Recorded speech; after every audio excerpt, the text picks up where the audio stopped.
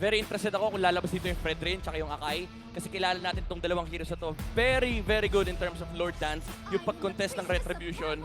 Now, wala na yung Angela, wala na rin yung Uranus. High respect between these two teams. Yung dalawang drafter natin, si Coach Bren, pati na rin si Coach MTP. Talaga nag-research, napakalalim nung hinugot nilang statistics dito. And si Blacklist International, kahit pa sabihin natin, hindi pa naman proven and tested or hindi pa ganun kaganda yung statistics ng Uranus on AP Bren. Respeto lang din talaga yung kailangan mo ibigay dito. Hindi mo pwedeng ibigay yung mga comfortable strategies tulad na nabanggit natin sa K2B. Now that the Matilda is out, Valentina, Fredrin pwedeng pumasok sa kamay ng Blacklist International or, actually wala pa na Valentina, Fredrin, Novaria yung pwede nilang makuha dito. It shuts down yung hero pool din ni Fio kasi para may ipit ka sa mga Paramis, mga Kadita. Pero question pa rin kasi dyan is if willing kang ibigay yung Fredrin sa kamay ng AP Bren. Yun nga eh. Kasi recently, umaangat na rin ng isang Baxia, no? Base dun sa statistics na chinek ko kanina, nasa 60 above yung percentage ng pagkapanalo ng isang Baxia. So most likely, ginagamit kasi nila to pang steal ng objective, pangkuha ng mga resources. Pero iba ang naging ruta dito ng Blacklist, ha? Sobrang ganda nito kasi if you look into the yung rates no ng mga first pick, yung mga 2 picks sa magkabilang side. Kapag kinukuha yung Baxia, usually Valentina Idiot or Valentina Terizla yung sagot kasi yung Terizla magandang answer versus the Baxia. And it's also a good matchup versus the Fredrin kasi may control ka, kailangan mag-dash away nung Fredrin para makakontest ng turtle. So yung first pick na Terizla rito, nalilimit yung jungle options on the side of AP Bren, pero I believe kinuha pa rin nila yung Baxia and Novaria, tulad na nabanggit natin kanina. Very potent combo pa rin for AP Bren. Pero again, nakuha ng Blacklist International yung Terizla na pwedeng mag-hold down dito sa Baxia during the turtle takes. Oh, tsaka yung Terizla kasi mas matagal din pagdating sa team fight compared din sa mga ibang XP lane. So ngayon for Bren, feeling ko hindi nila in-expect din na ang priority pick dito ng side ng Blacklist is Terizla. Kasi usually sila yung nakakakuha nun eh. Or most of the time, ay talagang yung nasa red side ang nakakakuha ng Terizla. Tsaka parang yung naging trend kasi kuha ka agad ng jungle. Ito na. Grabe yung trade. Fredrin and Rafa. Rafa! Wow. At nagbabalik na tandem. Rafa J. Ngayon, Okay. it limits yung mga pwede mo i-pick sa side ng AP Bren. Hindi ka pwede mag-Ixia basta-basta kasi nakita na natin itong combo before. They used this versus RSG, I believe.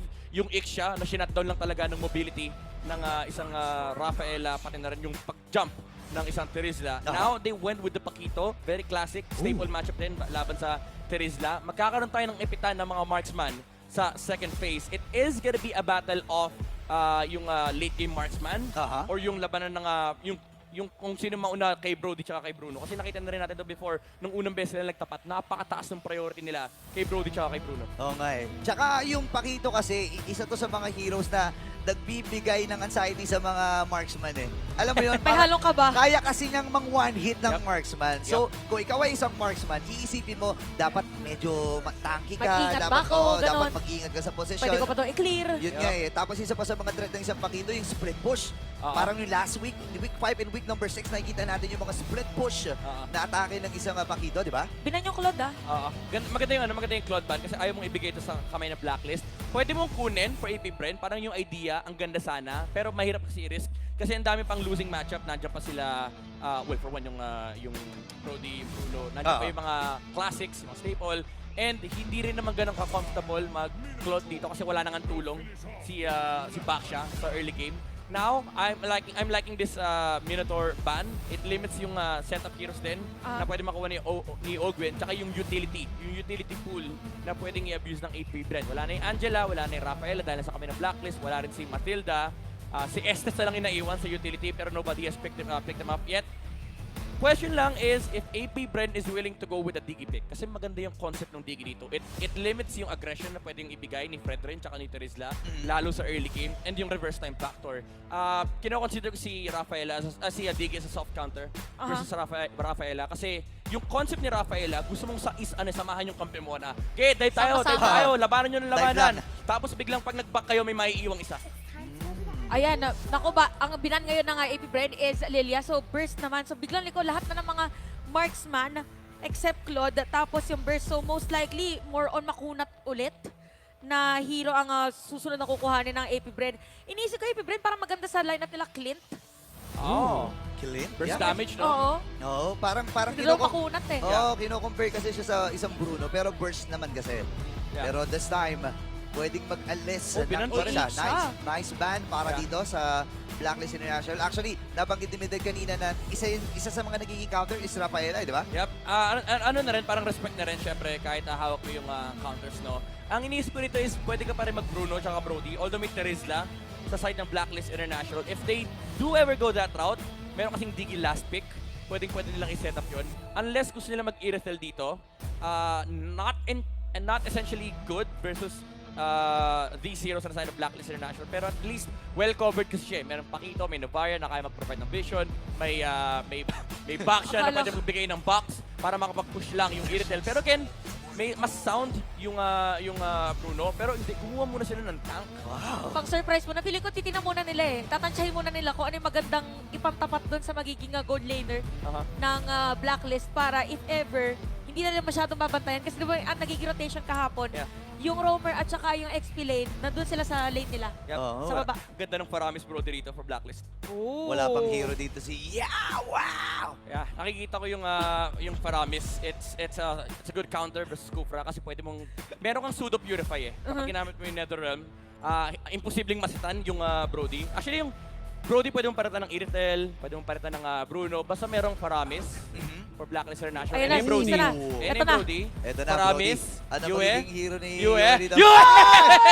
Grabe! Dahil dyan, tama! Sinabi, hindi. Alam mo, Dito natalo maganda eh. yung Clint. Dito Dapat maganda yung may Clint. ting eh. Dito Okay. maganda yung Clint. It's a good Ayan, matchup Clint, versus Brody. sakto. Kaso, problema mo talaga yung Paramis. Wow. Unless, kaya maganda yung Brody sa Blacklist kasi pag kinuha mo yung Bruno, may Brody yung AP Bren. Matatagal yung Netherrealm. Now with AP Bren, kuha ka ng Marksman, wala yung Claude. Kailangan mo ng answer laban dito kay Paramis. Si Clint, okay siya kasi kaya niya mang-burst kagad ng mga targets. Pero baka piliin nila dito yung carry. Kasi kailangan nila shred laban Oo kay nga. laban kay Terizla at kay Fredrin. Tsaka pero mas ano din, mas mobile Yeah. compared sa Clint. At least Oo. makakapag ano ka, There you go. side step. Ayan na, Clint. Ay, Clint. Grabe. Boss, Guys, boss. Wala- grabe naman yung mga kasama ko dito sa desk. Boss, welcome din sa Pilipinas, boss. Boss! Ganito Ako, tayo isa lang dito. input ko, isa lang input. Ah, yung eh. Clint lang. Yung pinadala natin sa Indo, nagugulat sila eh. Ah. Nag-predict. Boss, di nyo alam. Dito sa Pilipinas, normal yan. Alam na yung pattern. Eh syempre, base dito sa draft index, kapansin-pansin na biglang lumobo yung team fight participate, or team fight rather, na kakayahan dito ng Blacklist International and at the same time, the early to mid power spike.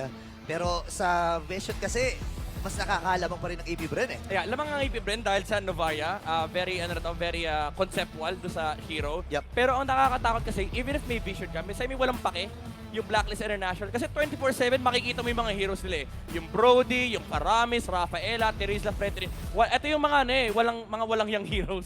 Kasi parang hindi ko kailangan magtago. Sige, Tama. Tignan mo ako. Tignan mo ako. Kaya ko sarili ko. Oo, sabi ng Blacklist International dito, kahit tignan mo ko, wala akong pakialam. Mas nakakatakot nga pag nakikita mo ko eh. Yun nga eh. And napaka-importante para sa magkabilang teams na ito, especially sa Blacklist International, para makatabla sila at magkaroon ng chance na ilaban yung kanilang third spot sa ating standings. Welcome sa ating game number 1, Best of 3 Series, pinakahuling serye ng regular season ng FPL Philippines Season 12, Blacklist at AP Bren. Parte na to ng tatlong ito ng nakikita natin para sa MLBB. At talaga naman, napakaganda na makikita rin natin na yung player na naglalaro since Season 1, Yep. ito yung mga most picked heroes niya. Boss, nakakamiss yung Selena eh. Selena eh, no? Ano? Nakakamiss. Naaalala ko yung rap ni ni Nakakamiss. Manjin tsaka ni Shinbo eh. Akala ko Yung nakakamiss rin 10 kasi. seasons, andito ka pa din. Ito literal, 12 seasons! Andito ka pa din? Imagine mo yun. Siya na lang yung natitira eh, na player na naglaro since Season 1. And now, kung titignan natin in terms of the emblems, talagang mataas ang priority pagdating sa agility tsaka dito sa Wilderness Blessing. Ang surprised ako, ngayon ko lang nakita tong ngayon ko lang nakita tong Thrift Brody. Oh. Oo, Usually ano? kasi Rupture, yung Damage. gamit, yung additional na 5 adaptive penetration. Pero I feel like medyo kailangan mo din kasi yun early game. Lalo kapag hindi mo naman kayang harasin yung katapat Oo mong nga gold pa. laner. So wala rin kwenta yung additional penetration. Mas maganda kunin mo na lang yung adaptive attack para mas mabilis ka mag-farm, mag-clear ng minion wave, mag-clear ng mga greens. Para mas may kwenta yung emblem. Basically, parang ano rin kasi pagdating doon sa may laning, bahala na muna sila sa sarili na. So, doon ka na lang muna. Minions na lang problema kung mas ng magiging Brody. maganda para sa'yo. Tama. Scaling basically yung binibigay ng Thrift dito kay faster timing, farming time. Okay, so ngayon, Nag-aantay nila mag-level 4 dito ang parehas na XP lane. Kahit easy, nandun kagad, pumarada eh. Sumilip kagad doon eh. Nag-drift saglit. At ngayon, unang turtle ng ating game ay buhay na. So, hinahatak na dito ni Kyle TZ. And since Sui ay sumilip din, okay, isnabin muna sila dito ng turtle. Pero si Edward ay narito. Tamang hampas lamang siya. Bonding Dito na ang moment mga yun. members ng AP Brand Blacklist. Oh, Edward dito sakto ay masasagip ng Netherrealm. Makakasalubong nila dito si Ogwen. Meron star, grabe, tapos itatamaan. At mare-reset na lang muna yung turtle. Okay, so turtle to ha. Ito na yung turtle dance. Okay, unang unang turtle. turtle dance. Turtle pa lang, grabe ni Chacha. Ibang klase dito ang Blacklist at AP Brand. Kasi alam mo yung at stakes dito sa Blacklist Well. International. Pero set up. Oh! Sensui makakakuha ng retribution. Sakto, meron pang first blood para dito kay Edward. Tapos alis agad, piglasan agad. Double bukol sila doon. Nakakuha ng turtle at unang dugo ang Blacklist International. AP Brand, medyo kalmadogs muna dito ang kanilang kupunan. Maaga pa naman din. Grabe naman to si Flap TZ. Nasakto na insert pa niya yung enhanced job doon tsaka yung knockout strike. Pero nakita niyo kanina yung approach talaga ng Blacklist International na si Edward. Lalo na kapag low yung HP ng Turtle. Willing talaga, well, Turtle and Lord. Willing talaga siya ibigay lahat ng kaya niyang gawin. Yung penalty zone into flicker para lang makontrol si Kyle TZ. Naparetrick agad eh. Kaso may naiwang 200. So yun yung nasundot ni Sensui kanina. Sumakto din na talagang timings talaga ang kailangan batayin dito ng ating mga teams. At totoo din naman, ganun din ang ginagawa rin ngayon ni Edward for this game. So for Flap TZ, parang expect mo parang ikaw mag-split push tsaka mag-zone, pero parang kailangan mo muna bantayin si Edward. Oo, kumbaga kailangan mo muna, man-to-man defense muna para dito sa AP Brand at Blacklist International. Ngayon, may mga pag-ikot na gagawin. Oh! Sakto dito kay Oheb na makakatakas lang din naman. Tapos dediretso ngayon ang Blacklist, pero alis lang din. Ano lang muna, hello, kamusta? Grabe yung grabe yung response ng Blacklist International. Dalawa kagad sila nakatingin ni Bilis. Yue at Reyna J. Pagtalon, naka-shadow stampede kagad si Yue. Oo. Parang ready mag-flicker Netherrealm. No, tsaka umistan din kagad eh. So alam ng Blacklist International kung ano yung mga pwedeng gawin at yung threat ng talo ng Tyrant's Revenge. Pero na-spotan sila ng Answer Echo rito. Andun yung recall and the Sensui inahabol ni Kyle. Pero alam mo, maglolokohan lang dalawa yan. Oh, Meeting place talaga yan dun sa second turtle. Riverside nga din, parang feeling ko isasama na nila dito din sa side na napaka-importante din kasi talaga nung kanilang pinaka magiging execution dahil Yep. magkakaroon na ng turtle objective. Yeah. Ayun, nakita nila kanina sabi niya, oh guys, spawning yung turtle, 10 seconds, tigil niya yan. Ingat, Okay. ingat. Wala Ingat. mamamatay, wala May pa turtle, mamamatay. may turtle. Oh, ito. Pag may namatay dyan, Oops. Olax na kagad. Uy, Kyle! Si Kyle medyo nasasaktan. Ayun na si Flap TZ sa may bandang likod. Si Yue ang kanyang makikita. Pero Blacklist International lamang ngayon sa may pagpwesto. Mag-aantay sila. Nagsistretch ngayon si Ogwen. Sino nga bang matatarget nila? Meron palitan. Uy! Meron pa suntok. Pero Netherrealm. meron na namang Netherrealm. Nakita na natin kanina. At halos wala ng buhay ngayon. Yung turtle. Papasok si Flap TZ. Una. At si Sensui pa rin makakakuha ng turtle. Nauna yung retry doon ni Kyle TZ. And this is the second turtle na mahahawakan ng Blacklist International. Ganda sa ng attempt eh. Saktong-sakto yung timing ng knockout strike. May may pangalawa pang palabas. Unfortunately, medyo na-excite si Kyle TZ. Paggamit niya ng retry, again, may naiwang 300 or something. Pagbaba ni Sensui, pinindot niya na lang yung retribution. Pero do keep in mind, maganda yung ginagawang target selection ng AP Bren. Instead of actually hunting for the jungler, ang hinahunting nila si Edward. Kasi alam nila na pag napatay nila yung Terizla, wala nang manggugulo dito for the side of AP Bren. Pwede na sila mag-focus fire doon sa turtle or sa jungler na kalaban nila. Pero ang problema kasi, ang daming saves. Willing ang Blacklist International i-commit yung Kahit ano, no? kahit ano para lang may ligtas si Edward. O kagaya niyan, pag meron sila pwede i-commit, si Sensui dito ay i-commit para siya ang magiging target dito ni Kyle TZ. So nakita na natin to kanina, talagang hindi lang mag-aatrasan ang ating dalawang teams at kanya-kanyang bugbugan muna sa kanilang mga lanes. Nako. Movement sa may bottom lane, parang makakasira yata ng Torre ang Blacklist. Kyle TZ tsaka Sensui, hayaan na natin sila dyan. Tapos dito sa baba, merong laban, Oheb tsaka Alright. Rene J. Pero si Kyle TZ halos wala ng buhay, walang casualty, walang Torre mapupush. Wala na naman. Kalma uli. Pero doon sa may top lane, medyo napupuruhan at nahihirapan si Flap TZ sa mga pokes na nanggagaling dito kay Edward. at halos mabasag na rin yung Torre niya sa may bandang itaas. Pero hindi kasi pinoproblema ng Blacklist International yun. Ang kailangan natin, maagang ma-shutdown itong si Super Marco at mapuruhan kagad. Pag nabasag natin yung bottom lane turret, mas malalim na yung tatawirin niya mamaya. Oy, wait lang, nag-call for backup yata dito yung AP Bren. Una lang mabawaga si Sensui, mag-dash away. Tapos si Owen, dalawang tatamaan na Tyrus Revenge. Pero na-consec para kay Flap TC. Ginamit na rin dito ng tournament. Wala palang Brody doon sa may bottom lane. Edward. Ba't kaya mahuhuli dito? May iwan Kyle TC, Sensui buhay pa rin. Rene J ang OHEB. Saktong-sakto, 4-0 Blacklist. Dalawa ang bagsak para sa AP Bren ngayon. Pagkakataon ng mga agents na pumunta na doon sa third turtle ng ating game. Napakalinis ang nagiging ikot dito ng Blacklist. Ito yung problema ng early game lineup ng AP Bren. Wala silang pansagot talaga doon sa NetherRealm. Once na lumabas na yung reset, wala na rin kasing wala na rin ibang hard engage, wala na rin pang counter engage or counter initiate. Ang pang-go kasi nila is yung talon ni Kufra. Once na tumalon na yung Kufra at nagamit niya na rin yung kanyang ulti, yung NetherRealm essentially kina-cancel out na yung effect ni Kufra. And ang malakas sa lineup ng Blacklist International is napakalakas nilang mga rundown. Dahil nga may mobility factor si Rafaela, pwede nilang habulin yung AP Bren. Tapos, dagdag mo pa dyan, yung tatlong Wilderness Blessing na hawak ng Blacklist International. Movement speed talaga yung ina-abuse nila dito laban sa AP Bren. However, that's the early game. Pagdating ng late game, it's a different matter kasi kapag may natalunan na, remember, may burst damage na pwede manggaling kay Clint at pati kay Novaria. Grabe, tao-tao talaga yung ginagawa ni Edward at saka ni Flap TZ. Lumipat sa baba, pero lumipat din si Edward. Alam niya na lamang siya pagdating sa pokes, pagdating sa suntukan, and wala pa. I mean, masasabi natin na medyo item dependent kasi ang isang Pakito para maka one-hit shot siya, yung mga shotgun punch niya. But this time, wala pa rin kasi siyang napupondo. And AP Bren, napipilitan na nga kumapit doon sa second turret itong si Super Marco para lang makaiwas doon sa panganib na dala-dala ng mga agents. Oh, medyo maaga nga na magkakaroon ng sirang Torre doon sa may top lane at grabe ang aggression na pinapakita ng Blacklist. Para sila nakikita galing doon sa may taas at saka baba. Okay, kita ulit tayo sa may middle lane. If ever na meron tayo may clear na minion wave, diretsuhin natin. Kaya yung Torre dito sa may mid, konti na lang parang pipitik na rin. Pero naka-ready ngayon yung AP Bren. Importante para sa Blacklist International, Lap. AP Bren na makuha itong gitna para sa Ay, likod. meron tutok! Tapos meron galing sa likod. Meron nga lang ditong NetherRealm. Saktong-sakto na naman kay Yue. May penalty zone pa. Edward. Para ito kay Edward. Flap TC, halos wala na buhay. Pero hindi tatama kay Edward. Yung skill defew, kaya buhay pa rin.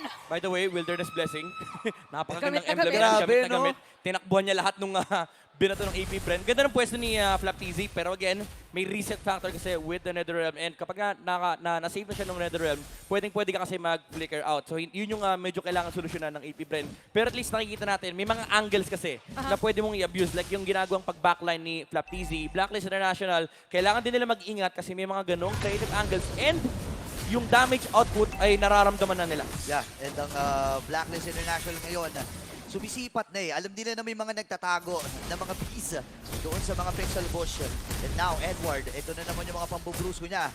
Pero as usual, Flap TZ cutting yung bottom lane mga minions. Pero ito na, Tatlo yung nagiging nagzone, agresibo no? sila.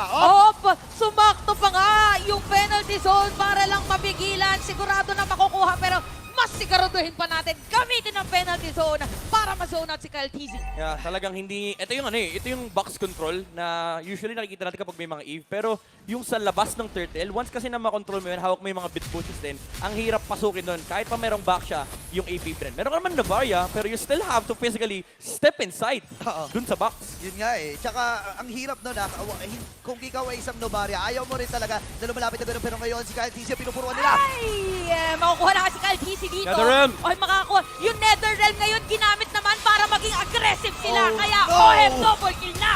Dalawa kagad ang napatumba ng Blacklist International sa sequence na yun. Buhay pa yung level 1 Lord. Kailangan lang umabante ni Renegade para hindi na lumapit dito ang mga bees. And this time, basag at 5K gold lead para sa kumunad ng Blacklist. Ube Classic coming out from Blacklist International. Flap Naku po. TZ, nandun yung control, may energy eruption, turn apart memory. Kompleto, Ricardo, yung ube na naramdaman ni Flap TZ. Naalala niya yung kalaban niyang Blacklist International nung Season 7. True. Ganito yun. Oh no. Parang mala walkthrough ang nakita niya lahat na ng replay.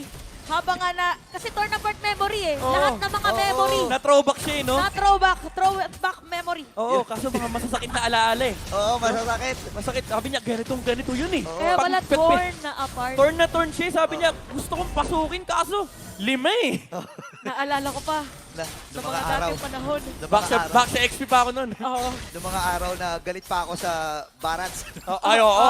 Uy, totoo naman. Tama. Barat era yun eh. Oo. Barats, Baksha, Yuzong, mga Yeah. ganun. Yan. Pero kung babalikan natin ang tagpong ito para sa game number 1, napakalinis na nagiging laro. 7-0 in favor of Blacklist International. Sila may hawak ng gold lead. Sila rin na may hawak ng map control. And ang AP Brent, tingin nyo, anong pwedeng gawin para mapaliit itong lead na to? Well, at this point, you really have to just look for ways na mapunish mo yung pag nag-group up yung Blacklist International or force mo na talaga maghiwa-hiwalay sila. Unfortunately, sa status ng game ngayon, may karapatan talaga yung Blacklist na mag-group up. Aha. Pero as the game goes later, dun mo mararamdaman yung split presence eh. Kasi yung Pakito, pwede mo talagang gawin yan Oo nga na pala. ipang split mo talaga. Parang yung nakita natin mula sa Smart Omega kahapon, si Atoy R, na 12 minutes 0-0-0 yung stats kasi naging split push lang talaga. Mararamdaman at mararamdaman ng Blacklist International yung presence ng Pakito kapag nandyan na yung mga Lord, lalo yung mga 16-minute Lord. Kasi doon na yung matatagal na Lord dance and then andun na rin yung mga split push na pwedeng i-commit ng AP Brent. Tapos pag nag-split push, hindi mo pa alam kung saan magagaling kasi naman minsan nag-iwas pa sila ng posisyon. Yep. Uy, Grabe. nag-retry si Retry? Suya. Narinig natin nga yung retry. Lahat na ng mga pwedeng retryhin na iya talaga nga kinukuha na. Pero yan kaya pala kasi 3 seconds, meron ng Lord. Oo. Ang tanong, Maglo-Lord ba yung AP Brent? narinig ba ng AP Brent? Feeling ko nakita nila eh. Ayun, nahahatakin na nga ni Ogwen. Pina-praises strat eh, pinagsabay niya eh. Oo. Hindi ata alam ng AP Brent. Okay, so ngayon, hahatakin. And actually, ilang segundo na rin lang naman ay magkukuldown na. Parang tansyado niya rin eh. After ko mag-retry, may 10 seconds pa bago mabuhay yung Lord and 30 seconds lang naman yung retry. So ngayon, bibilisan ng Blacklist International. Si Kyle Yan ay split Easy, push. tapos na yung kanyang paghulog with the Faction Shield Unity. And Nako, hindi na yata mag-contest. Isusuko na ng Bren ang Lord na ito. Hindi na nga mag-contest pero ito na yung binabanggit. Ni Midnight more on split push na ngayon. Yep. Ang ginagawa ng Pakito at sakto pa doon sa may lane kung saan magsuspawn na ang Lord. Interesting yung purchase ni Rena J. Bumili pa siya ng Necklace of Durance. Aha. Well, considering din kasi na naka-Oracle din si Flap TZ. Pero, I would say, in terms of cost efficiency, hindi siya ganun kataas kasi wala namang super high sustain sa side ng AP Brand. Probably para lang malimit yung mga regen factors na nakukuha ng AP Brand. No? Pero may magic damage pa rin naman yun. So, it still does give yung dun sa yung movement speed na nag-scale with magic power. Tsaka physical, may reduction din naman sa physical. So at least, kahit papaano, balance yung pagkakakuha nito. But this time, Lord and Luminous, nandun sa may bandang itaas, dadamba na. Pero target ng Blacklist International yung gitna. Nagamit yung Astral Echo. Magiging successful ang Blacklist na mabait yung itaas. At bukas na ito. AP Bren, magiging successful din naman yung kanilang depensa. Pero kung sino gagamitin Narinig natin yung conceal, sino bang babanggain. At merong salubong o Gwen, magsa-set up ba ng play? Aray ko. Ready din naman daw yung Blacklist International. Sabi dito ni Rene J, teka lang, mag-heal nga ako. Alis muna tayo. Dahil kakapush lang natin ang Torre doon sa may top. Hindi pa rin ramdam yung damage ni Super Marco dito eh. Dahil sa kunat, Ren na dala-dala plus yung heal na nanggagaling dito kay Rene J. Naka-photo pa ito naka-flash of the Oasis. So amplified talaga yung mga heals na nabibigay plus the shield. So I think AP Bre, tama ka doon sa sinasabi mo Midnight. Kailangan lang muna nila maghanap. Isa-isa, step by step lang, baby steps lang muna. Actually, hindi pa nga tayo maabot sa yung nagiging problema yung sustain ng Rafaela. Ang problema ng AP Brand dito, wala silang mabaril na target. Kasi again, kapag ine-engage sila ng AP Brand, umaabante yung Rafaela, inaamban nila yung rundown na pwede nilang gawin. So medyo nakakailang din. And if nag-initiate naman, nandiyan naman yung talon ni Ogwen. Pero in conflict ka pa rin doon sa idea na gusto mo mag-all-in kasi nga may Netherrealm. So never pa natin nakita yung AP Brand na pumusisyon ng talaga super aggressive na nag-full commit sa teamfight. Kasi every single engagement na nakita natin, medyo half committal na pagpasok ni Ogwen, nandiyan yung Netherrealm, nagtatakbuhan yung AP Brand. Oo nga no, super duper extended team fight. Ang dala-dala dito ng Blacklist International. Imagine mo may heal ka, may Netherrealm ka, andun yung movement speed mula sa Holy Healing and AP Brent. Tama ka dun eh. Kahit may ma-target sila actually dito, hindi pa rin sila sigurado kung mapapatay nila. And yung pinaka-vital target lang naman talaga dito is si Hoheb. Pero ang problema, ang dami mong dadaan ng mga stages Oo, parang meron kang mini-boss tsaka final boss. Tsaka si Owen dito parang kaya niya rin kasi proteksyonan yung sarili niya. Kaya yung mga players dito, ito maganda, kasi kumuha na si Ogwen ng immortality. Aha. So kahit itapon na lang niya yung sarili niya ngayon. Pero yung sinabi mo na kulang sa burst or wala silang instant kill potential, yun pa ngayon yung wala sa 80 break. Yeah, and also ang kailangan i-take note dito, even though naka-flicker si Yue, hindi siya naka-purify, hindi problem yun kasi hindi rin naman siya natatalanan ng AP Bren. Yung positioning ng Blacklist International, laging naka-front si Terizla pati na rin si Fredrin. It's very systematic. Hindi rin nila nakikita yung Brody basta-basta. Kasi ang gusto lang nila, mauna yung Terizla, mag-go silang reset, tsaka sila mag-all in. Okay, makukuha dito yung Lord. Aalis na diretso ang Blacklist Sandwich. International. Makakaset up play ba ang AP Bren? Hindi Bilis. na. Ang bilis kasi ng Wilderness Blessing, boss! Grabe. Sabi, bilis takbo. Grabe kasi yung 15%. Imagine mo, Wilderness Blessing, tas Holy Healing, sobrang bilis yung tumakbo. Agility, Agility pa. Wilderness Blessing, Holy Healing. Oh my gosh. To Tapos, the mat na lang kung ilan yung patong-patong nun. Partida pa yan. Pag kinuha pa yung Little Wanderer, may dagdag pa yan. na-move speed sa Oo, lawa. may movement speed, di ba? Para ka na nag-rapid boost. Bili ka na rin ng rapid boost para masaya. Ay nako, kailangan talagang kumapit ng AP Bread. Pero pinakamagandang maging discard dito ay laban under the turret. Wala man dun sa may itaas. Pero alam natin na mag-split. Wala, i-heal lang yan. Nararamdaman na rin yung damage siya. Pero tama ka dun, i-heal lang ni Rene J yan Oo, may photo kasi. Naka-ready lang din na lagay dito si Rene J. Alam niyo din kasi kung sino makakailangan niyang proteksyonan. Uy, Kasi tapang, Edward nandun tapang. din. Uy. Uy, medyo napalalim nga lang ang sakit ng damage dito against Oheb. At alam din ng Blacklist na, teka lang, parang medyo masakit na yata dito yung mga binibitaw na bulalakaw. Okay. Medyo boys boy. Oh, Edward! Penalty zone para ito kay Edward. Medyo napalalim nga lang. Meron siyang immortality doon. Kasi Kaltizi nahanap. So, naman, Yue with that save! Okay lang daw, basta buhay si Edward. At dediretso pa My kay Ogwen. goodness! Oheb, mamamatay dito si Kaltizi. Meron pa nga Wow. ditong Winter Tranchon. Oh! Tensui. Pero Super Marco gumagawa lang ng mga free hits. Wow! Yue! Ano yon? Anong nangyari? To be fair, as much as cool as it was, medyo hindi worth it. Nawala yung immortality nung dalawang players sila. Napabili pa ng Winter Truncheon si Sensui. All the while, ang nawala lang sa AP Bren is si Kyle TZ. Nandun na yung damage output ni Super Mario sa backline. Pero you have to commend yung execution eh. Parang nandun yung idea and yung save din ni Yue. Natulak siya with a Alala knockout natin. strike. Pero Ayun, oh. flicker Netherrealm sakto dun sa may bandang likuran. Grabe. Nag-flicker talaga siya para maisalba lang yung buhay dito ni Edward. Pili ko si Edward yung sumaga ng Yue.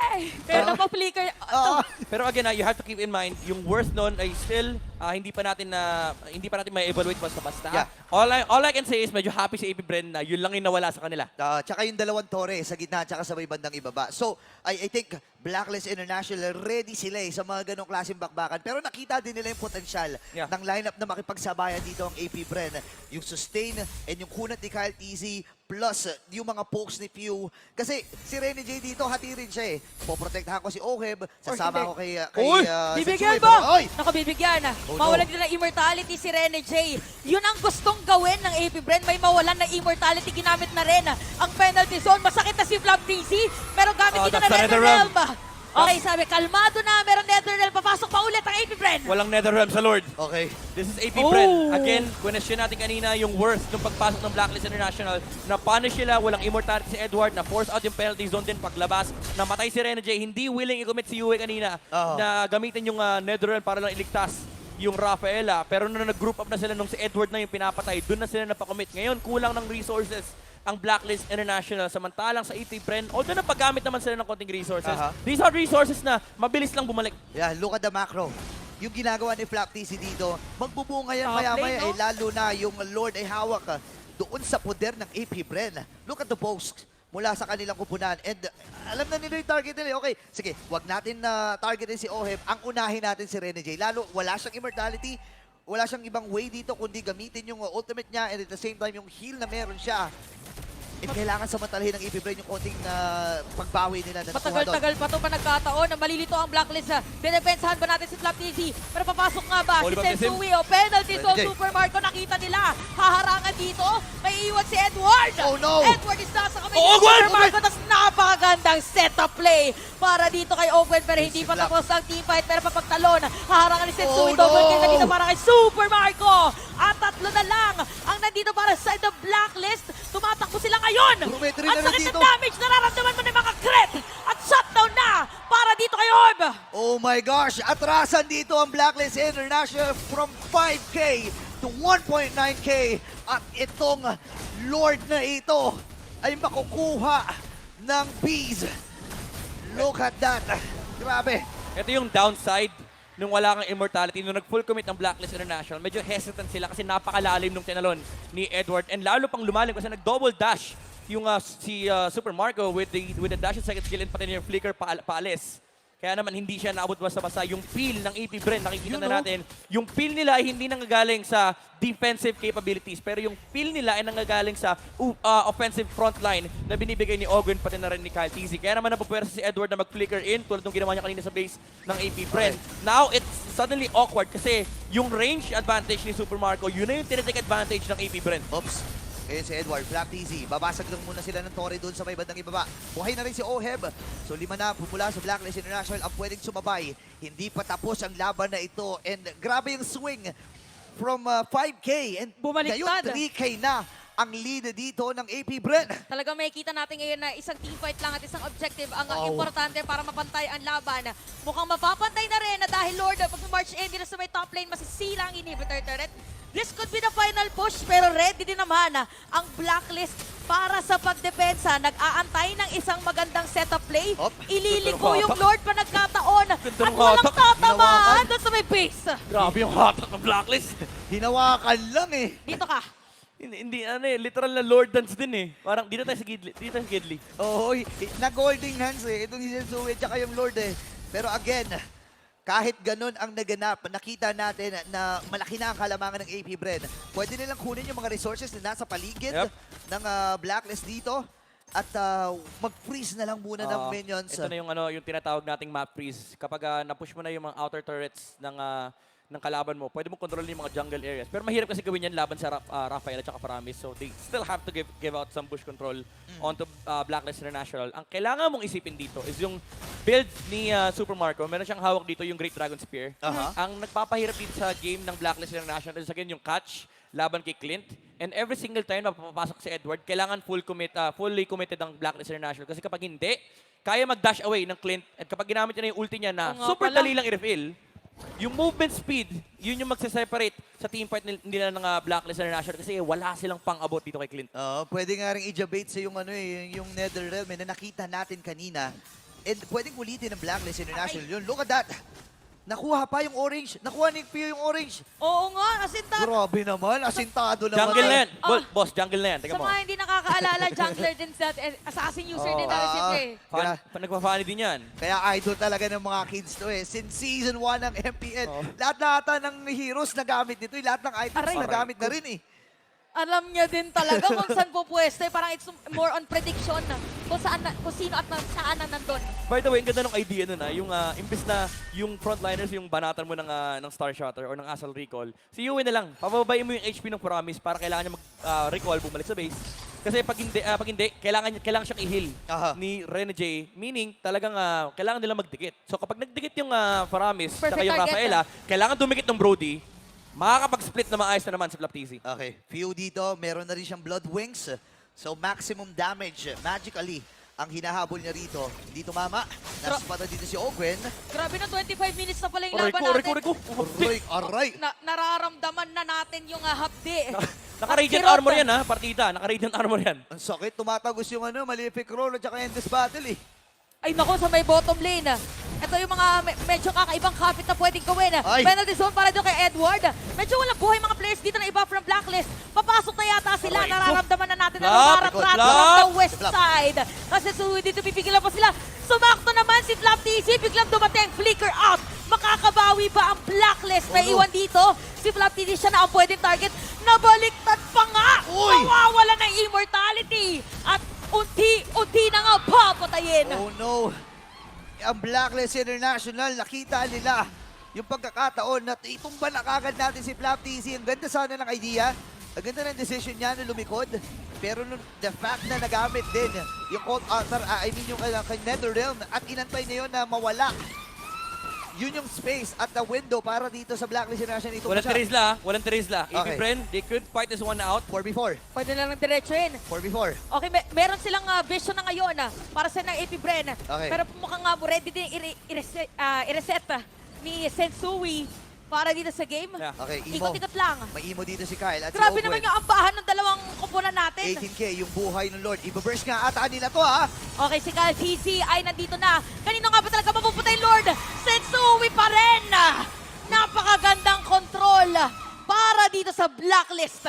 Ibinato ni Edward yung katawan niya dun no? Ang hirap kasi sa Blacklist International talagang willing sila ilagay yung sarili nila sa may harap, lalo pat merong reset with another realm, tapos may mobility and heal span na galing mula kay Rena J. Sa side ng AP Bren, kapag wala yung Pakito, hindi sila pwedeng humarap. You might think na tank yung Kufra, pero ito yung klase ng tank na hindi nag-frontline para sa'yo. Kaya nag-aharap ng set yan, tatayo sa mga busyan, hindi pwedeng humarap yan sa Blacklist International. Dahil sobrang dami niyang problema. Number 1, yung healan ni Paramis. And of course, yung slows na magagaling mula kay Rafaela. Ako, speak of slow retry ginamit na dito ni Sensui. Kasama nila yung 30k na buhay ng Lord.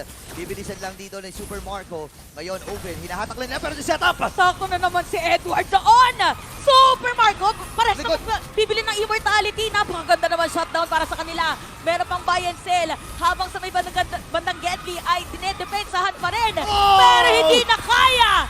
Blacklist International! Tuloy-tuloy lang ang pagkabante! Game 1! Wow! Blacklist International!